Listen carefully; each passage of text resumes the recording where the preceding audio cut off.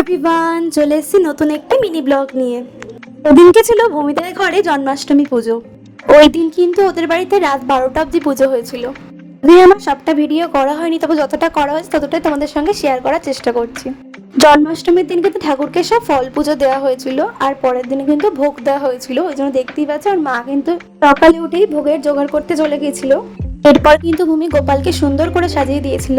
পুজো শেষ হয়ে যাওয়ার পর কিন্তু আমরা চলে গেছিলাম নিচে খাওয়া দাওয়া করার জন্য। সেদিনের সবকটা খাবারই কিন্তু খুবই ভালো ছিল। আর এরপর খাওয়া দাওয়া হয়ে গেলে কিন্তু আমরা কতগুলো ফটো তুললাম আর একটু কিছু ভিডিও করলাম। তারপরে কিন্তু আবার চলে গেছিলাম গোপালের কাছে, ওখানে গিয়ে কিন্তু কিছুক্ষণ বসেছিলাম আমরা। এরপর অনুষ্ঠান শেষ হয়ে যাওয়ার পর কিন্তু আমরা একটু নাচানাচি শুরু করেছিলাম।